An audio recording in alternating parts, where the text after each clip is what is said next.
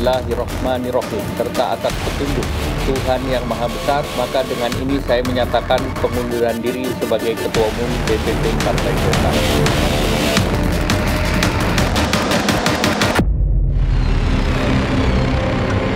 Assalamualaikum warahmatullahi wabarakatuh.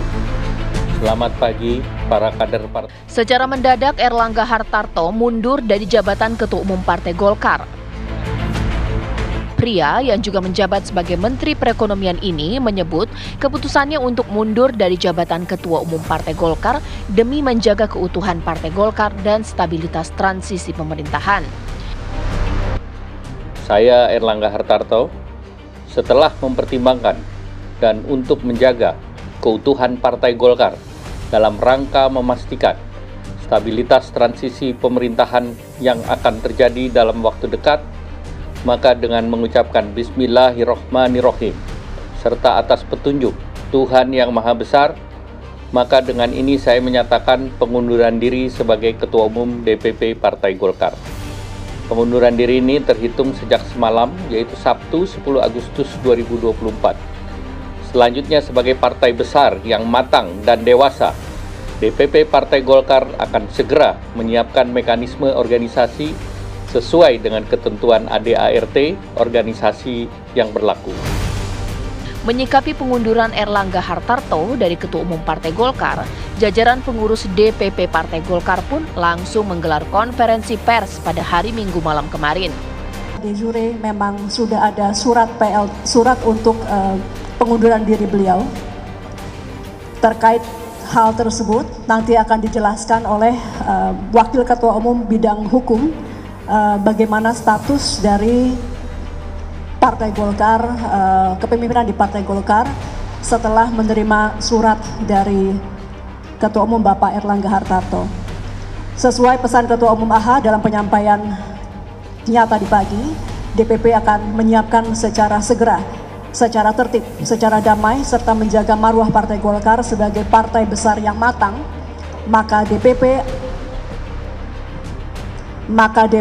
akan melakukan pleno, dan lebih lanjut tentang rencana pleno akan disampaikan oleh Ketua DPP Bapak Aceh Hasan Sadzili. Kami menghimbau agar kader Partai Golkar se-Indonesia untuk tetap tenang serta menjaga kekompakan, terutama menghadapi Pilkada 2024. Pengunduran diri Erlangga Hartarto dari jabatan Ketua Umum Partai Golkar jelas mengejutkan. Apalagi partai politik semestinya kian solid jelang pelaksanaan Pilkada pada akhir November nanti. Serta di akhir bulan ini akan ada pendaftaran kandidat yang berlaga di Pilkada. Lantas, setelah Erlangga Hartarto mundur, kemana Partai Golkar akan berlayar? Siapa yang akan menggantikan sebagai Ketua Umum? Bagaimana transisi menuju pemilihan ketua umum yang baru, serta akankah mempengaruhi pemilihan kepala daerah nanti? Tim TV One mengabarkan. Kemana arah Golkar? Bagaimana masa depan Partai Golkar setelah Ketum Erlangga Hartarto mengundurkan diri dari jabatannya? Itu akan saya bahas di Apa Kabar Indonesia Malam sambil saya menunggu perwakilan dari Partai Golkar, politisi Partai Golkar Nurdin Halid. Saya akan berbincang terlebih dahulu dengan pengamat politik kita, Kang Ujang Komarudin sini. Selamat malam, assalamualaikum Kang. Waalaikumsalam, selamat malam Mbak Caca. Saya tidak tahu apa yang terjadi dengan internal Partai Golkar, tapi analisis politik dari Kang Ujang ini sebenarnya dengan mundurnya Partai Golkar ini bisa dipersepsikan publik seperti apa sih secara kepartaian dari luar ini kita lihat? Ya, kalau kita bicara merujuk ya sejarah Golkar, katakanlah pasca reformasi, saya menilai, mengamati secara mendalam gitu bahwa sesungguhnya Partai Golkar ini partai yang besar. Tetapi memang siapa yang menjadi ketua umum itu punya syarat-syarat tertentu gitu. Harus dekat dengan kekuasaan gitu. Harus dapat restu dan izin dari presiden. Ini menjadi catatan. Oleh karena itu kalau kita kaitan dengan Pak Erlangga mundur ya, ini menurut saya kemungkinan Pak Erlangga mungkin ya punya punya keinginan untuk tadi menjaga transisi ya pemerintahan dari Jokowi ke Pak Prabowo agar aman. Maksudnya begini, kalau seandainya misalkan Pak Erlangga tidak mundur, akan terjadi gejolak yang luar biasa sehingga akan terjadi konflik-konflik keributan yang tidak perlu. Oleh karena itu dengan kejiwaan besaran Pak Erlangga mundur ya, disitulah sebenarnya nilai plus dari Pak Erlangga ingin mengamankan partai agar tetap dalam jalurnya, aman, terkendali. Tadi transisi demokrasi, transisi kepemimpinan dari Pak Jokowi ke Pak Prabowo pun berjalan. Oleh karena itu ya kita apresiasi terkait dengan kemunduran Pak Erlangga itu. Tetapi memang kalau kita catat kan tidak mungkin Mbak Caca, tidak ada asap jika tidak api. Tidak akan mengundurkan diri kalau tidak ada persoalan. Nah persoalannya banyak. Kalau saya bisa lihat mungkin ya ada beberapa ya. Ada paling tidak ada 2 hal ya. Pertama soal pilkada mungkin. Nah ini pilkada juga mungkin ketika Pak Erlangga kemarin menjadi ketua umum, ada yang tidak sepaham, ada yang tidak cocok ya dengan pihak-pihak terkait di luar gitu. Yang kedua bisa jadi ada mohon maaf ya ketidakpuasan dari internal misalkan nanti terkait dengan persoalan kabinet, siapa yang akan jadi menteri dan lain sebagainya. Karena yang tahu deal-deal politik antara Prabowo dengan Erlangga ya beliau berdua.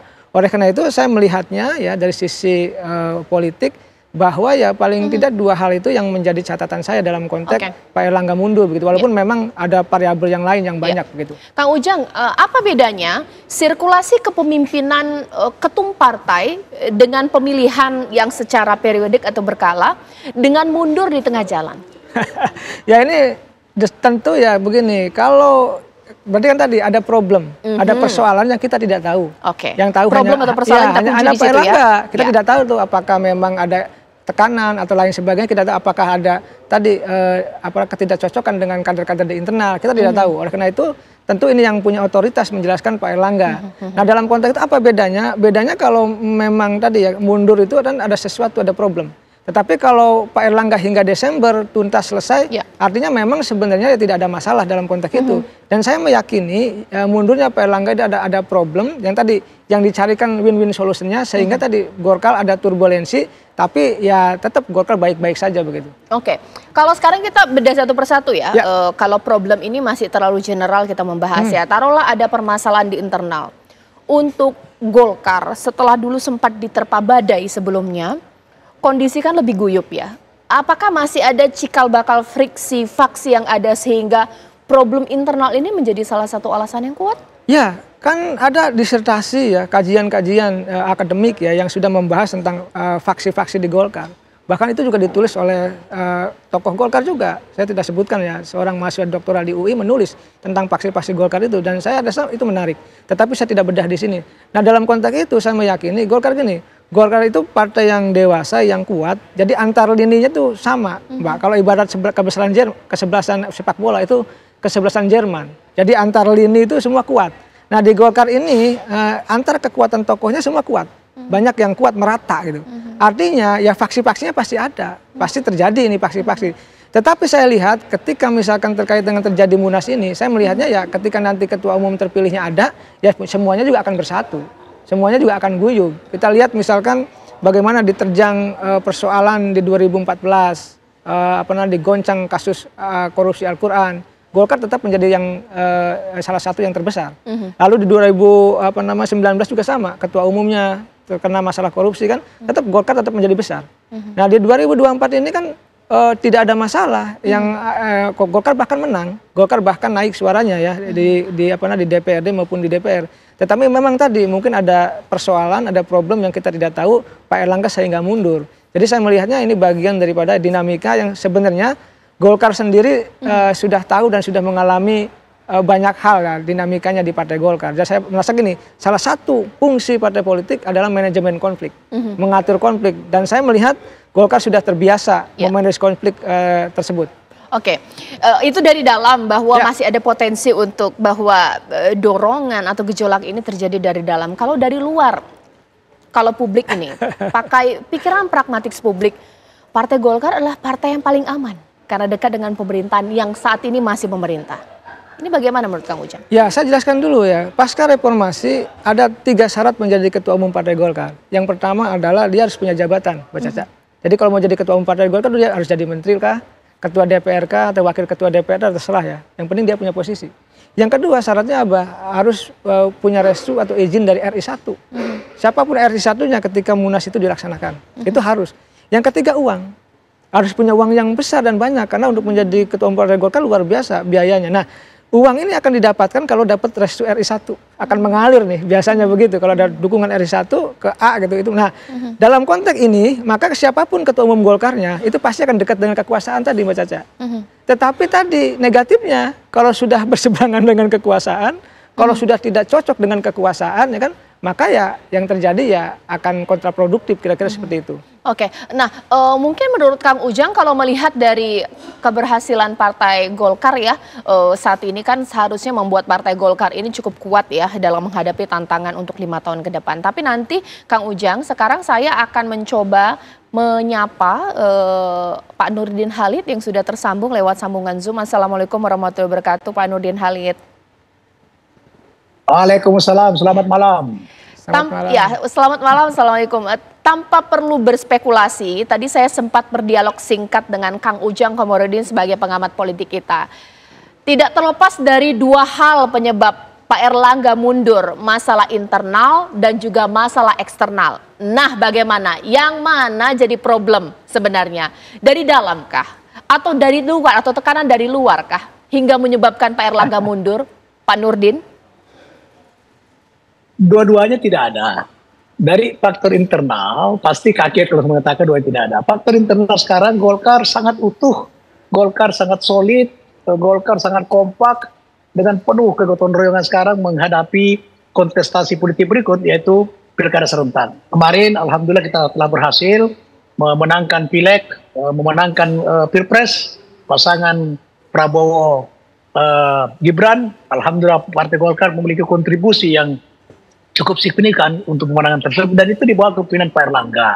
Kemudian dari faktor eksternal, kita bisa melihat bahwa Pak Erlangga sebagai ketua maupun sebagai pribadi itu sangat dekat dengan Pak Jokowi, sangat dekat dengan Pak Prabowo. Jadi tidak ada hal yang membuat kekuasaan bisa mengintervensi daripada Pak Erlangga untuk mundur. Ini murni daripada kesadaran pribadi dengan alasan pribadi daripada Pak Erlangga untuk mundur. Alasan pribadi itu kita tidak tahu, hanya boleh untuk dengan keluarganya. Karena terus terang saja saya sebagai salah satu wakil ketua umum itu nanti Sabtu malam baru mengetahui bahwa beliau akan mundur dan sudah menyatakan mundur juga pada malam itu karena alasan yang sangat pribadi. Kalau kita melihat bahwa Pak Erlangga sudah 7 tahun memimpin Partai Golkar ya, dan 7 tahun itu beliau termasuk ketua umum yang berhasil, dan suasana Partai Golkar saat ini sejak 2019 sampai 2024 ini adalah sangat kondusif dan sangat solid Partai Golkar dari pusat maupun sampai ke daerah.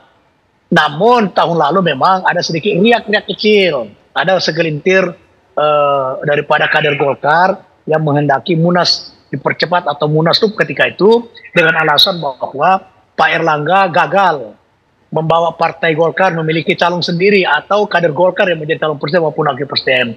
Tapi setelah kita menganalisa, mengevaluasi, kemudian itu bukan kesalahan Pak Erlangga. Bukan kegagalan Pak Erlangga. Pak Erlangga adalah seorang negarawan, seorang tokoh nasional yang melihat realitas daripada kehidupan politik bangsa ini dan aspirasi rakyat.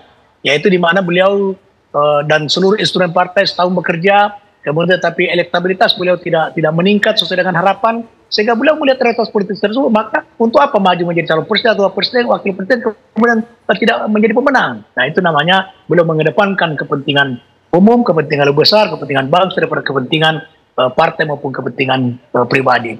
Dan rakyat kecil itu tidak berkesinambungan sampai saat ini. Dan sekarang saya menjamin sebagai wakil ketua umum, karena saya wakil ketua umum juga aktif, baik secara pribadi maupun secara partai, maupun secara komunikasi dengan Pak Erlangga, tidak ada gejolak sedikit pun di internal Partai Golkar. Sesuai dengan mekanisme bahwa gejolak itu dibuktikan dengan secara struktural DPD 1, DPD 2 yang minta adanya pengunduran diri atau munaslup, sama sekali sampai tidak satu pun struktur partai yang menghendaki itu.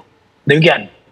Oke, boleh ditanggapi, nggak ada masalah di internal, tapi ini kan dilihat dari ibaratnya gini ya, sebuah menara mercusuar melihat dari atas, tapi kan grassroots di dalam ini gejolak itu mungkin ada nggak sih Kang Ujang? Ya kalau gini kan, politik itu tidak hanya bisa dilihat di belakang panggung. Oke. Artinya di depan panggung, di belakang panggung kita lihat. Nah, dalam konteks itu saya melihat apa yang dikatakan Pak Nurdin tidak salah, karena beliau dalam konteks sebagai wakil ketua umum. Tapi kami melihat secara utuh gitu ya, tidak mungkin mundur kalau tidak ada masalah, kalau tidak ada pasti ada problem. Cuma problemnya apa kan Pak Erlangga sendiri yang tahu. Karena apa? Kita tinggal 5 bulan kok Munas, tinggal sebentar lagi kok di bulan Desember tahu-tahu mundur, lalu nanti akan sidang pleno dan akan di PLT-kan, dan PLT-nya pun kita sudah menganalisa nih orang-orangnya siapa yang akan jadi, lalu juga siapa calon ketua umumnya. Saya sudah bisa memprediksi, menganalisa, walaupun nanti bisa beda juga bisa tidak gitu. Saya sudah banyak berinteraksi dengan petinggi-petinggi Golkar juga. Ya dalam konteks itu apa yang disampaikan beliau tidak salah, tetapi saya punya perspektif lain. Tidak mungkin mundur kalau tidak ada persoalan, karena waktunya dekat kok di Desember gitu loh. Jadi saya meyakini bahwa ini adalah ada persoalan, memang tadi tidak mungkin dibuka ke publik, tetapi saya meyakini Golkar tetap solid. Golkar punya caranya sendiri untuk bisa mengatasi masalah ini, dan dalam konteks gejolak internal saya rasa memang bisa teratasi. Saya minggu-minggu ini Mbak sering ke DPP Golkar, karena saya salah satu lembaga survei yang memang digunakan survei untuk survei Partai Golkar. Jadi agak paham terkait dinamika yang ada di Partai Golkar.